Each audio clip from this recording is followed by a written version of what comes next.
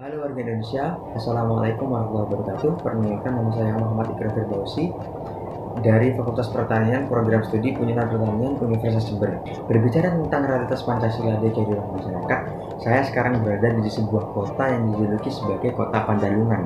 Nah, Pandalungan itu masyarakat berbudaya baru yang terjadi akibat percampuran dua budaya yang saling dominan. Di kota ini saya menemukan sebuah tempat di mana Pancasila dijadikan sebagai sistem etika yang diterapkan dalam metode pembelajaran. Hal yang menarik yang saya dapatkan yaitu sebuah tempat yang dihuni oleh orang-orang dari berbagai budaya, mulai dari Madura, Jawa, Sumatera, Papua, hingga mancanegara.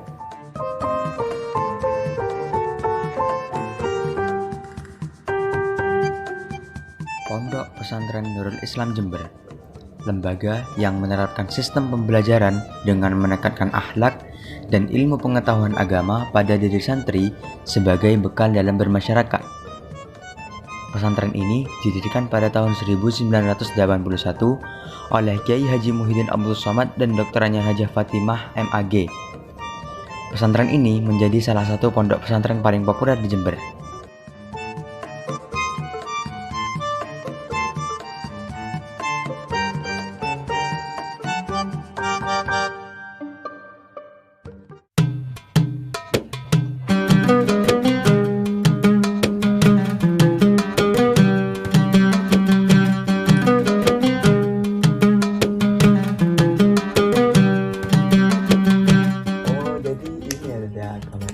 Kira-kira di sini isi berapa anak ya? Ya, kalau di sini kurang lebih setiap asrama itu menampung 35 sampai 40 santri sih.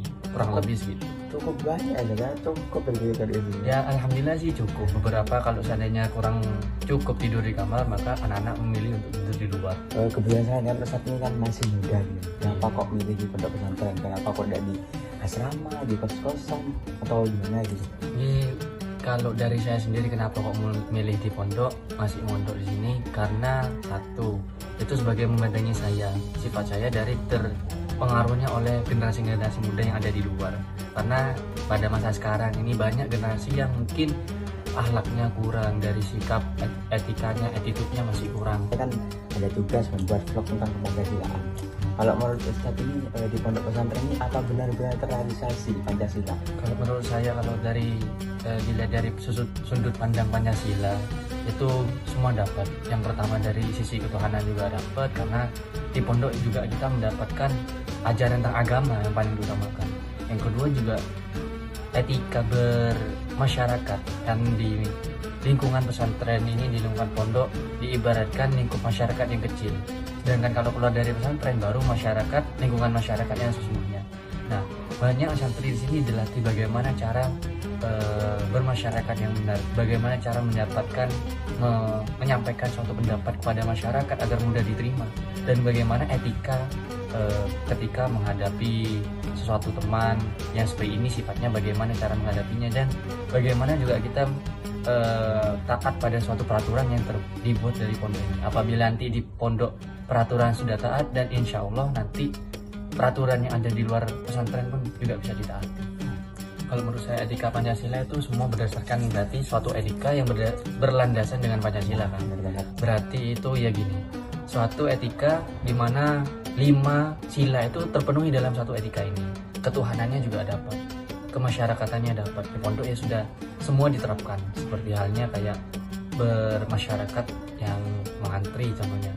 Ini kan menghargai seseorang, menghargai bagaimana cara kita bersabar menunggu haknya kita. Haknya orang lain juga harus dihargai. Kenapa kok harus ditekankan pada etika? Untuk sebagai pembeda dari masyarakat luar. Itu salah satu kelebihan yang dimiliki oleh para santri.